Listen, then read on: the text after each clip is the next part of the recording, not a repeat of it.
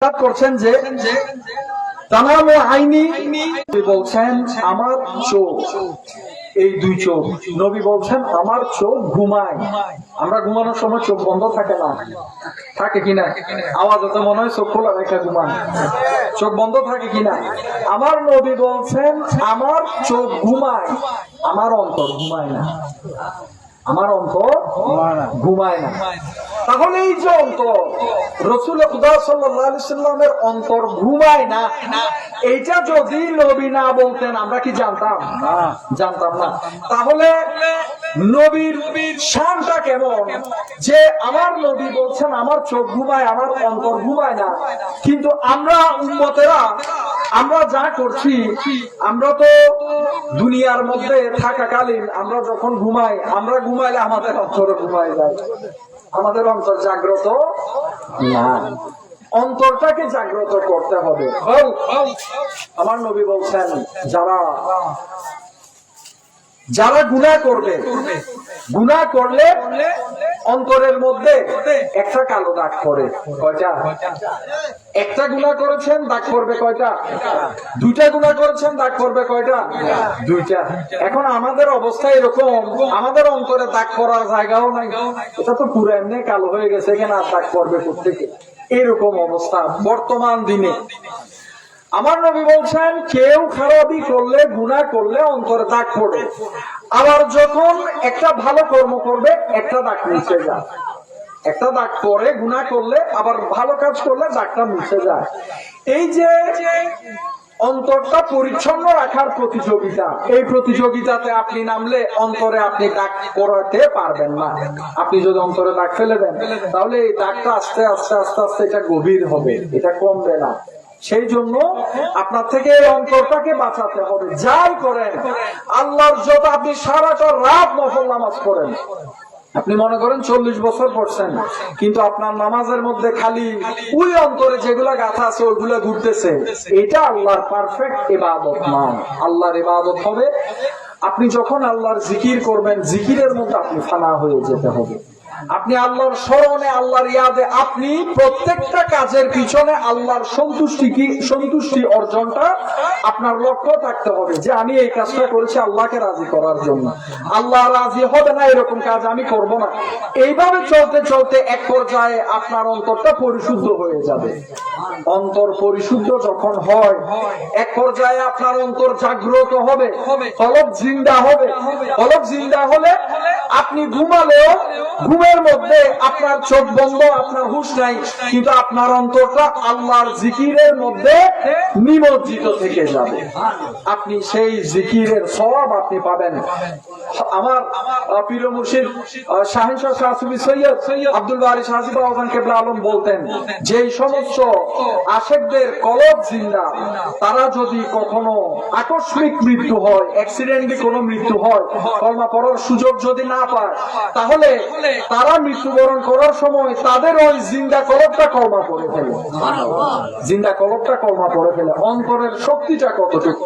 তো আপনার থেকে ওই অন্তরটা পরিশুদ্ধ করতেই হবে আজ বা কাল, নয়তো আপনি কোনো ইবাদত বন্দেগী করে শান্তি পাবেন না, কোন ইবাদত বন্দেগী করে শান্তি পাবেন না। আপনি সৈয়দা মা ফাতেমার নামাজ দেখেন, আমার নবীর মেয়ে, তিনি নামাজের মধ্যে একটা সিজদা দিলেন। এরকম অনেক সুফিজন আছেন, আল্লাহ ওয়ালাগণ আছেন, এক সিজদা দিলেন, সিজদার মধ্যে দুইটা সিজদা দিতে দিতে রাত শেষ, দুইটা সিজদাতে পুরা রাত শেষ। তাহলে আপনি চিন্তা করে দেখুন ওনারা সিজদার মধ্যে কি করেছেন, উনাদের খেয়ালটা কোথায় ছিল? এখন আমরা তো সিজদায় গেলে আমরা চিন্তা করি কিভাবে উঠবো, সালামটা ফিরাবো, এরপর নামাজ শেষ, আমরা চিন্তা করি এটা। কিন্তু উনারা যখন সিজদার মধ্যে গিয়েছেন, সিজদায় গিয়ে আল্লাহ পাক রব্বুল ইজ্জতের রাজি খুশি, আল্লাহকে মেহসুস করা, আল্লাহকে দেখার প্রচেষ্টা করা, উনাদের ভিতর অন্তর থেকে ওনারা আল্লাহর স্মরণে ফানা হয়ে যাওয়ার চেষ্টা করেছেন। রাত চলে গিয়েছে, উনাদের কোনো খবর হয় নাই, উনাদের থেকে এটা সেন্স নাই, বিবেক কাজ করতেছে না যে আমি সিজদা দিয়েছি 3 ঘন্টা হয়েছে, এটা ওনাদের মাইন্ডের মধ্যে নাই। এটাকে বলা হয়েছে স্মরণ। তো আমরা যে স্মরণের মধ্যে আমরা আছি, এগুলো আমরা মনে করতেছি আমরা অনেক বড় নামাজি, আমরা অনেক বড় জিকিরকারী, আমরা এই আমরা সে, কিন্তু ওই আমাদের অন্তরটা আমরা খেয়াল করি না, অন্তরের দিকে আমরা কেউ তাকাই না। অন্তর পরিশুদ্ধ না হলে আমাদের ইবাদত বন্দেগী কবুল হবে এমন কোন নিশ্চয়তাই নেই, কোন নিশ্চয়তা নেই। দেখুন হযরতে হুজুর পুরনুর সাল্লাল্লাহু আলাইহি সাল্লাম আমাদের নবী, নবী আমাদের জন্য একটা নেয়ামত, আল্লাহর দেওয়া একটা বিশাল বড় নেয়ামত। আমি মনে করি নবীর চাইতে বড় নেয়ামত আর কিছু নাই। এই নবীর উসিলায় আমরা কোরআন পেলাম, নামাজ পেলাম, শরীয়তের হুকুম আহকাম সবকিছু পেলাম। এই নবীর জন্য আসমান জমিন আরশ কুরসি লৌহ কলম সবকিছু সৃষ্টি করেছে। এখন হাদিসের ক্ষেত্রে আপনি গেলে কেউ বলবে এটা জয়ীফ হাদিস, দুর্বল হাদিস। তো দুর্বল হাদিস হলেও সহিহ হাদিস এইটাকে উল্টাই দেয় না, এরকম অনেক বিষয় আছে যে এটা জয়ীফ দুর্বল হাদিস। তো দুর্বল হাদিস হলেও অনেক বিষয়ে সেটাকে সহিহ হাদিস উল্টায় না দিলে জয়ীফ হাদিসটা তার জায়গায় থাকে। আমি বুঝাতে চাচ্ছি আল্লাহ পাক রব্বুল ইজ্জত রাসূল খুদা সাল্লাল্লাহু আলাইহি সাল্লামকে আমাদের নবী বানিয়েছেন, আমরা আখেরি নবীর উম্মত। এটা আল্লাহর দরবারের মধ্যে একটা শুকরিয়া আদায় করার বিষয়। নবী কেমন নেয়ামত! আল্লাহর নবী দুনিয়ার জমিনের মধ্যে এসে আল্লাহর নবীর পর যেই ভেলায়তের দ্বার উন্মুক্ত রেখেছেন, সেটার মাধ্যমে ওলি আল্লাহগণ দুনিয়ার জমিনে কিয়ামত পর্যন্ত আসতে থাকবে। এবার দেখুন প্রেমের একটা বিষয় এখানে বুঝার আছে। যখন কোন ব্যক্তি আমার নবীকে ভালোবাসে, সোনার মদিনায় শায়িত দুজাহানের বাদশা নবী হযরতে হুজুর পুরনুর সাল্লাল্লাহু আলাইহি সাল্লামের ভালোবাসা যেই দিন আপনার অন্তরের মধ্যে সম্পূর্ণ হবে, পূর্ণতা লাভ করবে, সেই দিন আমার নবীর একটা নূরানি ফয়ুজাত আমার নবী আপনার অন্তরে দান করবেন। সেই নূরের রোশনিটা ছটাকটা, সেই ফয়েজটা আপনার অন্তরে যখন চলে আসবে, আপনার অন্তরে চলে আসতে দেরি, ওই দিন থেকে আপনি আশিকে রাসূল হিসেবে আল্লাহর দরবারের মধ্যে বিবেচিত হবেন। তখন থেকে দেখবেন আল্লাহকে রাজি করার মতো কাজ কর্ম আমল সবকিছু আপনার থেকে ভালো লাগবে। আমরা অনেক মানুষ মনে করি যে নামাজ পড়লে কি হবে, না পড়লে কি, এই সেই অবহেলা করি, এইটা করি সেইটা করি, আল্লাহর ইবাদতের অবহেলা করি। ইবাদতের অবহেলা করবেন না। নামাজ আদায় করবেন কেন? বারবার আদায় করবেন। নামাজের পর দোয়া করবেন, হে আল্লাহ তুমি আমাকে প্রকৃত নামাজি বানাই দাও, এটা দোয়া করবেন। হয়তো কোন একদিন আল্লাহর দরবারে কবুল হয়ে যাবে। আল্লাহ আপনার অন্তরের সব ময়লা দূর করে দিয়ে আপনাকে মুমিন হিসেবে কবুল করে ফেলবেন। তো এই যে নবীর পর ওলি আল্লাহগণ, সত্যিকারের আল্লাহর ওলিগণ, যিনারা আল্লাহর রাস্তা শিক্ষা দিয়েছেন, যিনারা নিজের নফসের সাথে জিহাদ করা শিক্ষা দিয়েছেন, ওই সমস্ত ওলি আল্লাহদের কাছে বায়াত গ্রহণ করে উনাদের সাথে কথা বলে উনাদের সান্নিধ্যে বসে সাধারণ মানুষ নিজের মধ্যে পরিবর্তন নিয়ে আসে। যখন একটা বিশাল চুম্বক, আমি একটা উদাহরণ দিচ্ছি, একটা মনে করেন এই বড় সাইজের একটা চুম্বক, সেটার সামনে যদি এরকম ছোট একটা চুম্বক এনে আপনি রাখেন, আকর্ষণ শক্তি দিয়ে টান দিবে না? টান দিয়ে নিয়ে ফেলবে না? নিয়ে ফেলবে। তো ঠিক তদ্রুপ আল্লাহর ওলিরা হচ্ছে বিশাল বড় চুম্বক। উনাদের মধ্যে আমার নবীর সেই নুরানি ফয়েজ আছে, উনাদের মধ্যে হযরতে মওলা আলী শের খুদার ফয়েজ আছে, উনাদের মধ্যে উনাদের সিলসিলার উপরস্থ আল্লাহর ওলিদের ফয়ুজাত আছে, আল্লাহর দেওয়া রহমত, আল্লাহর দেওয়া আধ্যাত্মিক ক্ষমতা, গড গিফটেড পাওয়ার উনাদের মধ্যে আছে। তো উনারা তো চুম্বক হয়ে গিয়েছেন। এখন উনাদের সামনে যখন আপনি গিয়ে বসবেন, আপনি যখন বছরে দুইবার তিনবার চারবার নিজের পীরের দরবারে যাবেন, নিজের পীরের সান্নিধ্যে বসবেন, উনার সাথে কথা বলবেন, তখন অটোমেটিক্যালি একটা আপনার পীরের মধ্যে আপনার সামনে উপস্থিত হয় আল্লাহর ওলির মধ্যে যে নিয়ামত গুলো আল্লাহ দিয়েছেন, সেই নিয়ামতের থেকে একটা শক্তি অটোমেটিক্যালি আপনাকে টানবে, অটোমেটিক আপনাকে টানবে। এরকম অনেক মানুষ আছেন যে সারাটা জীবন মদ পান করেছে, একবার কোন একজন ওলির সামনে গিয়েছেন, বাবা ওয়ারিসার সামনে গিয়ে বসেছেন, তিনি 100 টাকার নোট দিয়ে জীবনের প্রথম আসলো, এসে সামনে এসে বলেও নাই যে আমি মদ খাই, উনি 100 টাকার নোট দিল, নোট দিয়ে বললো যাও এগুলো দিয়ে মদ খাইও। তো মদদি তো বুঝে গেছে যে আমি তো কিছু বললাম না, কিন্তু বাবা ওয়ারিসা তো না বলা সত্ত্বেও তিনি জানেন যে আমি মদ খাই। ওই দিনের থেকে উনার এই কথাটা উনার এতটুকু আসর হলো যে সেই দিনের থেকে সে শরাব ছেড়ে দিল, আর নেশা করে না। এরকম অনেক আল্লাহর ওলির ক্ষেত্রে আপনি দেখবেন। তো আল্লাহ ওয়ালাদের সামনে গেলে এটা একটা অদৃশ্য শক্তি, এটা অটোমেটিক্যালি আপনাকে টানবে, আপনাকে দড়ির মতো করে টানবে, উনার অন্তরের থেকে একটা রুহানি ফয়জাত আপনার মধ্যে যাবে। এগুলো অদৃশ্য বিষয়, বিশ্বাস করলে করবেন, আর যারা বিশ্বাস করে না তারা তো করেই না, কিছু বলার নেই। ইউমিনুনা বিল গায়ব, গায়বের প্রতি বিশ্বাস স্থাপন করাটাই হচ্ছে ঈমান। আল্লাহকে দেখেন নাই, জান্নাত দেখেন নাই, জাহান্নাম দেখেন নাই, হাসর নাসর দেখেন নাই, কিয়ামত দেখেন নাই, তাকদীর দেখেন নাই, কোনো কিছু দেখেন নাই, কিন্তু ঈমানদার হওয়ার জন্য সব বিশ্বাস করছেন। এগুলো গায়েব না? গায়েব, এগুলো চোখে দেখা যায় না। ঠিক তদ্রুপ আমার নবীর কাছে সাহাবায়ে কেরাম গিয়েছেন রুহানি ফয়জাত, এটা গায়েব, মেহসুস করেছেন, গ্রহণ করেছেন।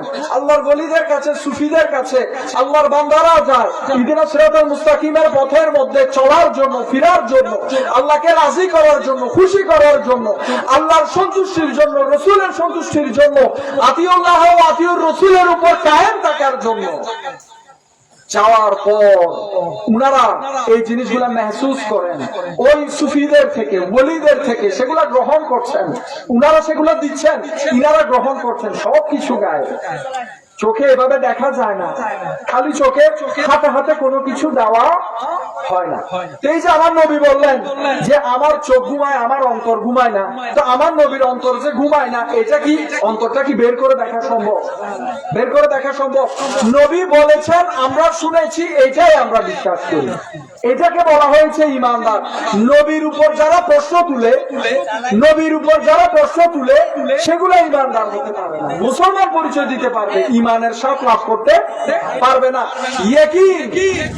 হযরত আবু বকরকে কেউ একজন এসে বলল, তোমার নবী বলতেছে গতকাল রাতে নাকি মেরাজে গিয়েছে, এখান থেকে সিদরাতুল মুনতাহা গেল, ইয়াতে গেল, এই বাইতুল মুকাদ্দাসে গেল, সিদরাতুল মুনতাহা হয়ে যেতে যেতে আল্লাহর দরবারের মধ্যে আরশে আজিমের মধ্যে গেল, এরপরে গিয়ে আল্লাহর সাথে নাকি দিদার করেছে। তো ওই লোকটা কিন্তু হযরত আবু বকরকে এটা ব্যঙ্গাত্মক করে বলেছে, মানে এটা মিথ্যা কথা, এইভাবে করে বলবো। হযরত আবু বকর বললেন যে আমার নবী কি বলেছে কথাটা? তো বলতেছে হ্যাঁ তোমার নবী বলেছে। তো আবু বকর সিদ্দিক বলছেন আমার নবী যদি বলে থাকে তাহলে সেটা সত্য বলেছে। এইটাকে বলা হয়েছে ঈমান, এটাকে বলা হয়েছে ঈমান। সাদাকাত যদি রাসূলের প্রতি না থাকে, এটা যত বড় ইসলামিক স্কলার হবে হোক, যত বড় আবেদ দাবি করুক, আরেফ দাবি করুক, যত বড় আল্লাহওয়ালা দাবি করুক, নিজেকে যা মন চায় দাবি করুক, সাদাকাত রাসূলের খোদার সাথে যদি না থাকে, মদিনাওয়ালার গোলামিয়তের শপথ যদি অন্তরে না নিয়ে থাকে, নবীর প্রতি আনুগত্যতা যদি না থাকে, নবীর প্রতি আদব এহতেরাম যদি না থাকে, ভালোবাসা যদি না থাকে, সে নামের মুসলমান জবান দিয়ে হবে, তার অন্তরের মধ্যে কখনো ঈমান প্রবেশ করবে না, কখনো ঈমান প্রবেশ করবে না। এটা কুদরতের আইন, এটা আমি আর আপনি, আমি বললে আপনি আমাকে গালি দিলেও আমার কিছু যায় আসে না, এটা আল্লাহর বিধান। আপনি ঈমান পেতে চান, আপনি নবীকে ভালোবাসতে হবে। আপনি ঈমান পেতে চান, আপনি নবীর তাজিম তাকরীম আপনার অন্তরে থাকতে হবে। আপনি যদি সত্যিকারের এই 1400 বছর পরে এসেও আপনি যদি আমার নবীর সেই ইহদিনাস সিরাতাল মুস্তাকিমের পথে চলতে চান, আপনি যদি এই 1400 বছর পরে এসেও আমার নবীকে মেহসুস করতে চান, আমার নবীর সেই রুহানি ফয়জাত হাসিল করতে চান, তাহলে আমার নবীর এই ইসলামের মধ্যে, এই দ্বীন ইসলামে যে সিলসিলা জারি আছে, সেখানে যে সমস্ত সত্যিকারের আল্লাহর ওলিরা আছে, কোন একজন আল্লাহর ওলির সান্নিধ্যে আপনার থেকে যেতে হবে। নয়তো আপনি এমনি নামাজ পড়বেন, রোজা রাখবেন যে আমি কোনো ওলির কাছে যাব না, কোনো পীর মাশায়েখের কাছে যাব না, আমি বইয়ে দেখলাম এই নামাজ, রোজা, হজ, যাকাত আমি এগুলো আদায় করলাম, মরে যাবো, শেষ। তো আপনি যান। কিন্তু প্রথমে বলেছিলাম অন্তরের কথা। তো অন্তরের পরিভাষা আপনি বুঝবেন কিভাবে? অন্তর পরিবর্তন করা কি এত সহজ? অন্তর পরিবর্তন করার জন্য যখন স্বর্ণাকার স্বর্ণ বানাইতে সেটাকে আগুনে পুড়ে না, কথা বলেন, আগুনে না পুরাইলে কি স্বর্ণটা পারফেক্ট হচ্ছে? আপনি একই স্বর্ণ দিলেন, একই স্বর্ণ দিয়ে আপনাকে গলার চেইন বানিয়ে দিল, এই স্বর্ণটা দিয়ে আবার আপনাকে হাতের মালা বানিয়ে দিল। তাহলে স্বর্ণ উপাদান তো একটা, কিন্তু এইটাকে আগুনের তাপ দিয়ে এমন একটা হিট দেওয়া হচ্ছে যেটার মাধ্যমে এটা পুরো পরিবর্তন হয়ে যাচ্ছে। তো আপনি কি মনে করছেন অন্তরটা আপনি চাইলেই পরিবর্তন হয়ে যাবে? এটা কখনো সম্ভব না। অন্তর পরিবর্তন হওয়ার জন্য একজন অন্তরের হাকিম, চিকিৎসক লাগবে। অন্তর স্বর্ণকে যেভাবে আগুনের হিট দেওয়া হয়েছে, ঠিক তদ্রুপ আপনার অন্তরটাকেও একটা রুহানি হিট দিতে হবে। এই হিটটা দেওয়ার পর দুনিয়া সরে যাবে, সেই অন্তরের মধ্যে আল্লাহর ভালোবাসা, রসুলের ভালোবাসা চলে আসবে। সেই অন্তরের মধ্যে আল্লাহর রাজি খুশির জন্য পৃথিবী বিলীন করে দেওয়ার ইচ্ছা হয়ে যাবে। কিন্তু অন্তরে হিটটা তো দিতে হবে। কিন্তু আপনি তো হিট দেওয়ার জন্য কোন চিকিৎসকের কাছে গেলেন না, কোন নিরাময় কেন্দ্রে গেলেন না, কোন ওলির কাছে গেলেন না, সুফির কাছে গেলেন না, দরবেশের কাছে গেলেন না, ওইসব মানুষের কাছে গেলেন না যাদের অন্তর পরিশুদ্ধ। অন্তর পরিশুদ্ধ যারা করতে পেরেছে তাদেরকে বলা হয়েছে আল্লাহওয়ালা। উনাদের দরবার, উনারা দুনিয়া থেকে চলে গেলেও শত শত বছর আগে কোন ওলি ইন্তেকাল করলো, তারপরেও উনার মাজারের মধ্যে মানুষ জিয়ারত করতে যায়। ঠিক আছে কিনা? কেন? এই যে এত আলেম উলামা আল্লাহর ওলিদের বিরোধিতা করতেছে, এত কথা বলতেছে, তারপরেও আল্লাহর ওলিরা, আবার আলেমরা সব ওলির বিরুদ্ধে কথা বলে না, আবার কিছু ভণ্ড আছে এগুলোর কথা বলে।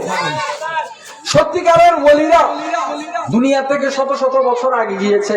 হযরত হুজুর গাউসে পাক আব্দুল কাদের জিলানী, হযরত খাজা গরিবের নওয়াজ রহমাতুল্লাহ আলাইহি, বাংলাদেশের জমিনে হযরত শাহজালাল ইয়ামানি।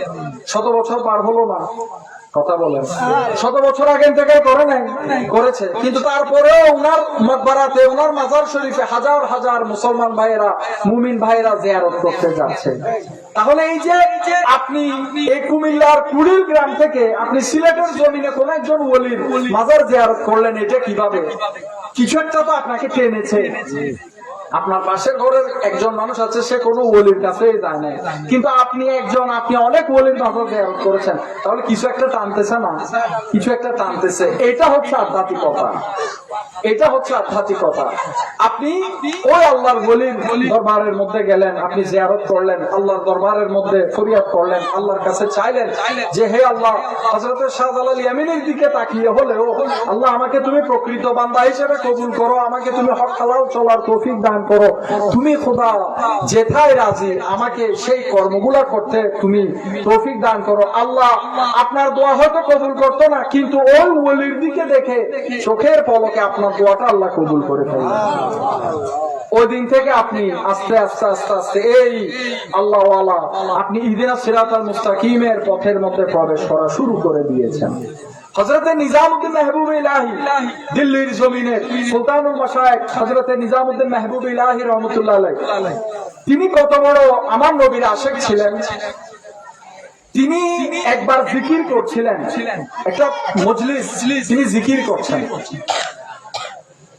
তিনি জিকির করতে করতে এক পর্যায়ে সুলতানুল মাশায়েখ হযরত নিজামউদ্দিন মাহবুব ইলাহি বলছেন যে এই মুহূর্তে আমি আমার রাসূল খুদা সাল্লাল্লাহু আলাইহি সাল্লামের দরবার দেখতে পাচ্ছি। অথচ তিনি বসে আছেন দিল্লির জমিনে। কোথায়? দিল্লির জমিনে, ভারতে। তিনি দিল্লির জমিনে বসে আছেন, আল্লাহর জিকির করছেন, কিন্তু সোনার মদিনা উনি দেখতে পাচ্ছেন। তাহলে বোঝা গেল আল্লাহ পাক রব্বুল ইজ্জত উনার জন্য যত পর্দা, হেজাব রয়েছে, হেজাব গুলোকে একে একে উঠিয়ে দিলেন। যখন চোখের পর্দা উঠে গেল, চোখের পর্দা উঠে যাইতে দেরি, দিল্লির জমিন থেকে তিনি মদিনা পাক দেখতে দেরি হন না। আশরাফুল মখলুকাত এমনি এমনি বলে নাই। আশরাফুল মখলুকাতের গরমটা আমরা যেটা দেখাই, এটা আমাদের কর্মের মধ্যে এটা নাই, সমস্যাটা এই জায়গায়। আপনি আশরাফুল মখলুকাত, সৃষ্টির সেরা জীব। আল্লাহ যাহা কিছু সৃষ্টি করেছেন, সমস্ত সৃষ্টির মধ্যে আমরা সেরা জীব। এটা কি সহজ কথা? এটা সহজ কথা? আপনার মধ্যে যদি কোনো আলাদা কোনো কোয়ালিফিকেশন না থাকে, দেওয়ার কোন স্কোপ না থাকে, তাহলে আপনাকে সৃষ্টির সারা বলার দরকার কি? এমনি আল্লাহ পশু পাখি কীট পতঙ্গ পোকা মাকড় সবকিছু আল্লাহ সৃষ্টি করেছেন, ওইভাবে আমাদেরকেও সৃষ্টি করেছেন। এখানে সারা জীব বলার তো দরকার ছিল না। দরকার ছিল? কথা বলেন, দরকার ছিল? সৃষ্টির সারা জীব এটা না বললে কোনো কিছু হতো না, কিন্তু আল্লাহ বলেছেন, এটা স্বীকারোক্তি দেওয়া হচ্ছে আমরা সৃষ্টির সেরা জীব। তাহলে সৃষ্টির সেরা জীব যখন আমাদেরকে বলা হলো, সেরা হওয়ার জন্য যাহা কিছু দরকার সেগুলো আমরা হাসিল করার মতো ওই রকম পাত্র আমাদেরকে দেওয়া হয়েছে, আমাদেরকে দেওয়া হয়েছে। তো আমরা ওই জিনিসটা খেয়াল করছি না। আমরা কখনো এটা চিন্তা করছি না যে আমি আমার নবীকে জানের চাইতে বেশি ভালোবাসবো। আমরা কখনো এটা খেয়াল করছি না যে আল্লাহর ইবাদত বন্দেগী করতেছি, ঠিক আছে, যেই নবীকে ভালো না বাসলে, যেই নবীকে জানের চাইতে মালের চাইতে ধন সম্পদ পরিবার পরিজন দুনিয়াদারি সব কিছুর চাইতে বেশি ভালো না বাসলে ইমানদার হওয়া যায় না। সেই নবীকে আমার থেকে দেখতে মন চায়, সেই নবীকে দেখার জন্য অন্তর কান্না করে। আমাদের অন্তরকে আমরা নবীর প্রেমে কান্না করাচ্ছি না, আমরা বেফুজুল বেমতলব আমরা এই সময়গুলোকে আমরা এভাবে কাটিয়ে চলে যাচ্ছি দুনিয়াদারির পিছনে দৌড়াতে দৌড়াতে। আশেক হতে হবে এমন, মুমিন হতে হবে এমন, মুত্তাকি হবেন এমন, আপনার অন্তর কান্না করবে আপনি 1400 বছর আগে কেন আসলেন না? আল্লাহ আপনাকে 1400 বছর আগে দুনিয়ার জমিনের মধ্যে পাঠালে আপনি নবীর দিদার লাভ করতেন। 1400 বছর পরে আসাতে আপনি নিজের চর্মচক্ষু দিয়ে নবীকে দেখতে পাচ্ছেন না, সেটার জন্য আপনি কান্না করতে হবে, সেটার জন্য আপনার অন্তর কাঁদতে হবে।